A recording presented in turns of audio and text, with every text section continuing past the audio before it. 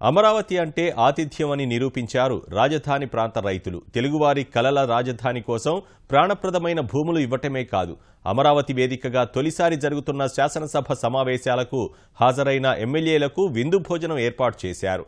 ముఖ్యమంత్రి, మంత్రులు, ఎమ్మెల్యేలతో పాటు వారి సిబ్బంది, సిఆర్డీఏ అధికారులు, అసెంబ్లీ అధికారులు, ఉద్యోగులకు 20కి పైగా వంటకాలను వండివార్చారు.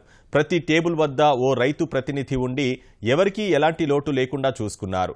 రైతుల ఆతిథ్యం పట్ల మంత్రులు, ప్రజాప్రతినిధులు సంతోషం వ్యక్తం చేశారు.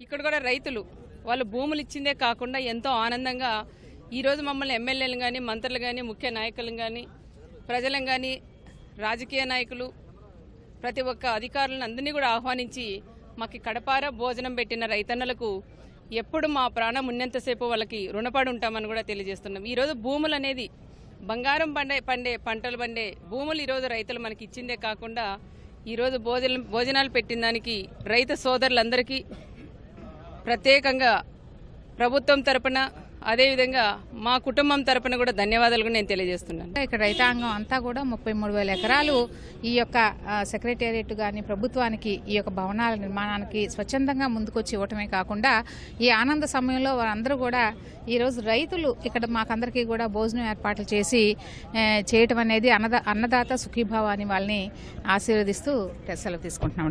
బాగుందండి. వాళ్ళు కూడా మన ఈ రాజధాని నిర్మాణానికి అడగగానే వెంటనే ఏదైతే నమ్మకం నాయకత్వం మీద, చంద్రబాబు నాయుడు గారి మీద అనుకుంటుంది దీక్ష, సత్సంకల్పం అయింది. మరి ఇంతకుముందు కూడా ఆయన డెవలప్మెంట్ చేస్తున్నారు. మన రాష్ట్రాలుగా ఉన్నప్పుడు కూడా హైదరాబాద్ ఎలా చేశారు, అది ఆ నమ్మకంతోనే వాళ్ళంతా కూడా వాళ్ళ భూమిని అడగగానే ఇవ్వడం, ప్రపంచంలోనే కనివిని ఎరుగని రీతిలో వాళ్ళు ఇవ్వడం రాజధాని నిర్మాణం కోసం వాళ్ళందరికీ నా ధన్యవాదాలు, కృతజ్ఞతలు తెలియజేసుకుంటాను.